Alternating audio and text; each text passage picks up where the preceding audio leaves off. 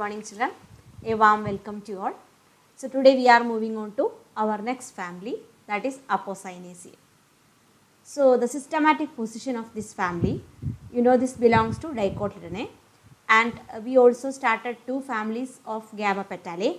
This is again belongs to subclass Gamma-Petalae and the series Bicarpellatae and the order Gentianales. So by looking into the systematic position, you can say the features of this family, that is they are having Gamma-Petalous corolla and they are having bicarpellary ovary. Now the typical feature of this family is ovary is superior with two carpels, and also stamens are there as many as petals, and all the stamens are alternating with the petals. This is a typical feature of this family. And also the corolla is regular and flowers are hypogynous, that I already told you, that is superior ovary. So flowers are hypogynous and leaves usually arranged in opposite phyllotaxy. And looking into the habit, this plant is familiar to you. This is the tree species of the family Apocynaceae, that is Alstonia, Pala, and this is the erect shrub of this family, Taberna mondana. You may call it as Nandyarvattam. And this is a climbing shrub, namely Echinocarpus. This you can see widely growing in our field, Echinocarpus, a climbing shrub of this family. And this is the most common herb you may be cultivated in your garden, and also highly medicinal plant, that is Catharanthus, or you can call it as Vinca, Shavanari, Nitya Pushpam, Nitya Kalyani, and so on. And the plants of this family having usually milky latex throughout their plant body. That is a typical feature of the or identifying feature of this family. So milky latex means when you just cut the stem or any part of the petiole, etc., you can see a white colored fluid coming out. That is the milky latex. This is a typical feature of this family. Okay. And the vascular bundles of this plants of this family is usually bicollateral. Now about the leaf. Leaves are very simple and arranged opposite. Usually they are exstipulate. This is the leaf of, here in this picture you can see the leaf of Catharanthus, and see the conditions of stipules, and here the leaf with the interpetiolar stipule, that you can see here in this picture. These are two petioles, and in between the petiole the stipules present, and leaves with the ternate arrangement is present in the case of Nerium. This picture shows the Nerium plant. This is the Nerium plant having ternate arrangement. In one node itself 2 or 3 or 4 leaves arranged. And this is another pattern of arrangement, opposite arrangement. And here you can see the common plant Alamanda, and here the leaves are arranged in whorled phyllotaxy. See here 4 leaves, 1, 2, 3, 4 arranged at a node, that is whorled condition. Or some cases in the same plant itself you can see alternate and opposite condition also. Now this is another plant, that Alstonia. Here also 7 leaves present at a node, that is again whorled condition. Now another condition is observed in Thevacea. This is a Thevacea. Don't confuse this plant with Alamanda. Looking the flower somewhat similar, and look at the leaf. It is a very narrow linear leaf, and it is arranged spirally, alternate and spiral arrangement in Thevacea and also Cerbera. And now this is the very common arrangement of leaves at cluster at the node. And looking into the flowers, you can see the flowers, how they are arranged. They are in inflorescence or maybe solitary. The position is axillary or terminal, usually at the terminal part of the branch or maybe at the axillary position. If it is in inflorescence, the inflorescence are cymose or arranged in panicles. Clear?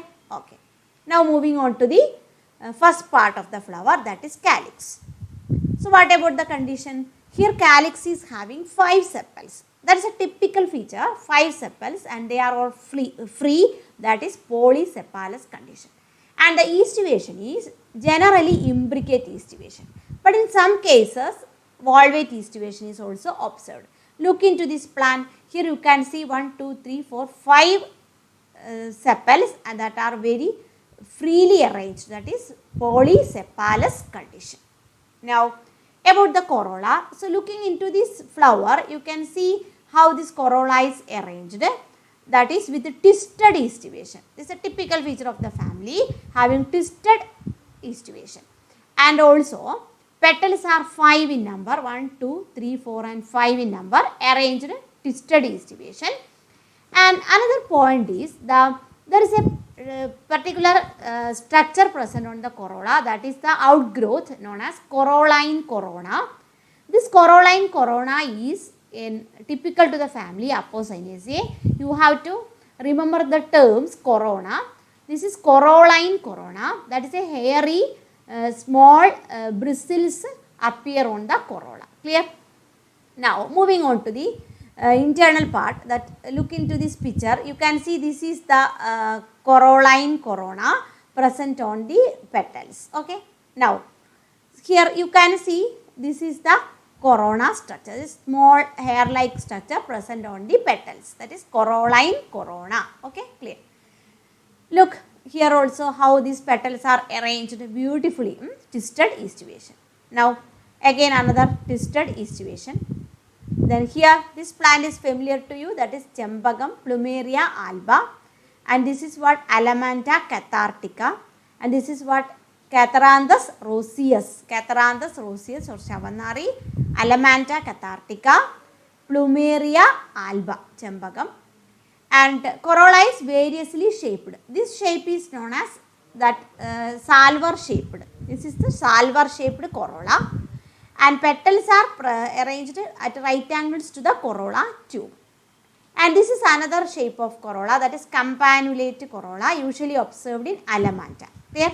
So what you observed in Catharanthus, that is salver shaped. So here in Alamanta it is campanulate shape. Okay. Another shape is that infundibuliform present in Nerium. See its shape, this is present in Nerium. So corolla may be variously shaped. Clear? This is another flower of Nerium. Now we are moving on to the male reproductive structure, that is androecium. So looking into androecium, the components are stamens, you know. Here there are 5 stamens and stamens are epipetalous. In all members they are epipetalous. What is epipetalous? Stamens arranged on the corolla or on the petals, attached on the petals. Okay.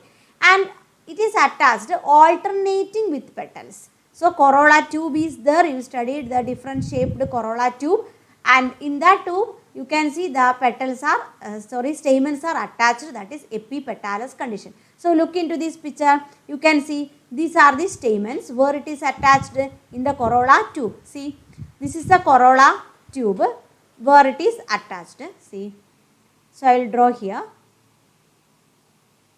This is the corolla tube and here you can see the stamens are attached. This is the filament and this is the stamens. This is a typical condition of the family Apocynaceae. Okay. Now, and they are usually encircled around the corolla tube with the short filaments. And another peculiar feature is, what is the shape of the anthers? That is sagittate anther. Okay. So while discussing Apocynaceae, you have to remember the term sagittate anther. So sagittate anther is peculiar feature of the family Apocynaceae. Clear? Okay. Now, and stamens are usually convergent above the stigma. See, if it is the stigma, how stamens are arranged? They are arranged like this. They are convergent, arranged here. So arranged here very near to this, on the surface of the stigma. Okay. See, anthers are 2-celled. Look into this picture. You can see how the flower LS. This is the gynoecium part. This is style and this is stigma. And this is the short stamen filament. And here you can see long stamen where it is organized around this stigmatic surface. Okay. So that is a typical condition of the family. Now, look into this picture. these are the corolline corona, that hair-like structures, and this is a style, and these are the anthers. They are all converged around the stigmatic surface. Now, gynoecium. Gynoecium is bicarpellary and superior, that is flower is hypogynous, and in plumeria it is partly inferior, and there are three kinds of or three types of or three groups in Apocynaceae, mainly based upon the fusion of carpels and placentation. Clear?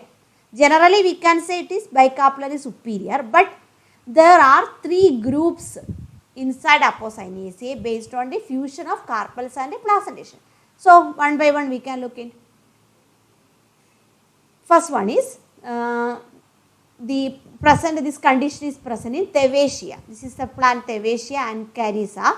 What are the typical features? See, bicarpellary, syncarpous, it's the same, no separation, the same condition, but here look, axile placentation is present in this group, bilocular axile placentation. This is the first condition that is present in Thewachia, bilocular axial placentation, bicarpellary, syncarpous. Now, this is the picture of Thewachia showing this condition, and this is another plant also showing same condition, and the second type is observed in Alamanta, where the placentation is parietal. Okay, placentation is parietal. Look here, unilocular condition. What about in the first one? That is bilocular. Here it is unilocular. In the first case, that is axile placentation. What about here? It is parietal placentation. So, this is observed in Alamanta. Okay. Now, third one. See, this is Catharanthus and Alstonia. What is the condition here? Ovary free and placentation is marginal. See, placentation is marginal and ovary is free, means apocarpous condition. Clear? So, first case, two cases are syncarpous, bicarpellary, but in the first case it is axial placentation, second case that is parietal placentation, and the third case the ovary is free and the placentation is marginal. So, there are three conditions, first one Thewachia, second one Alamanta, and third one is Catharanthus. Okay. So, in Apocynaceae the condition of gynoecium is not uniform. Clear? Now, this is a picture showing the illustration of the family Apocynaceae. This is Catharanthus roseus. Its all parts are displayed here. And now gynoecium. Gynoecium with a stigma, a particular shape, that is dumbbell shaped stigma, another typical feature. Anther is sagittate in shape, but stigma is dumbbell in shape, cylindrical, fusiform or discoid stigma. Any shape you can observe, but typically it is dumbbell shape. This is the picture showing dumbbell shaped stigma. See, now the receptive region of the stigma is always at the base. Okay. Now about the fruits. These are the fruits. Here you can see Alstonia and Catharanthus. Why this type of fruit? Because here apocarpous condition, that is ovary is free. That is why two types of or two parts you can see in the fruit. Okay, carpels are free. That is follicles, arranged follicles. Now this is another fruit of Taberna montana. It's very common type.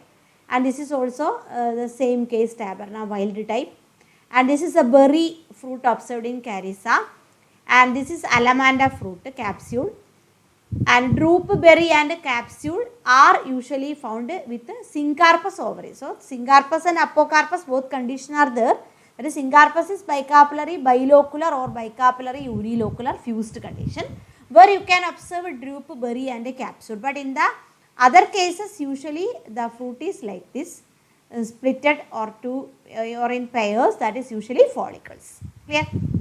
So, that is all about the fruit, and seeds are winged or hairy, usual case. Albuminous seeds are also observed in some cases, and dispersal is usually by water in Cerbera. Cerbera odolam, odalanga is the Malayalam term for that. It is exalbuminous condition. See the white latex here, typical feature of the family. This is an illustration of Catharanthus roseus. This is a flower LS showing basal gynoecium with the parietal placentation, and this is a corolline corona. This is the anther located around the stigma, epipetalous, sagittate anther. See the shape, sagittate anther, pointed apex, also salver shaped corolla and all you can see here. Clear? Now, this is Alamanta, that is Alamanda, the picture you see, how it is arranged, the placentation and the dumbbell shaped stigma, sagittate anther, the world arrangement, phyllotaxy, everything displayed here. That's all about the Alamanta. And now we are moving to discuss economic importance. Softwood, it is used for timber purpose, mainly Alstonia scolaris pala is used for wood purpose, and many of them are ornamental, going in our garden, beautiful flowers. Example is Alamanta, and this is also another type of Alamanta, that is pink colored, different colors now available. And this is another ornamental plant in Nereum, usually we are using this in autumn celebrations. And this is another ornamental plant, Plumeria, also used in some traditional festivals in Kerala. And this is another common ornamental plant, Catharanthus savannari. And very important plant coming under this group is Rauwolfia serpentina. You can see Sarpagandhi. Don't confuse this plant with our Chassalia curviflora that you already studied in your Rubiaceae family.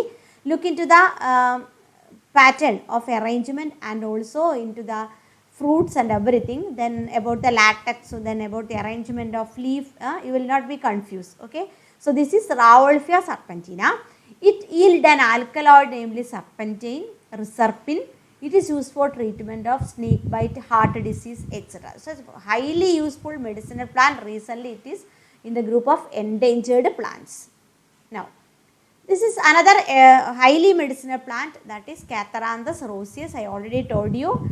It produces an alkaloid vincristine and usually used for treating blood cancer. And this is another important medicinally important plant, that is Hollerina pubescens. Its bark is used for amoebic dysentery. And this is Wrightia tinctoria. The plant is used in for treatment of psoriasis, which is also not very common. And these are about the medicinal aspects of this family. Okay, so this family is very important. Usually questions may be asked. What are the typical features of the family Apocynaceae? Androecium in Apocynaceae, Gynoecium in Apocynaceae. That variations in the arrangement of placenta or gynoecium of different types that you have to study with examples, Thavacia, Alamanta and Catharanthus, and also economic importance of the family Apocynaceae. These are all very important here, the arrangement of leaf or phyllotaxy, world condition, etc. And the vegetative features like presence of latex and also bicollateral vascular bundles. So, this family is very important. So, study well. Have a nice day. Thank you.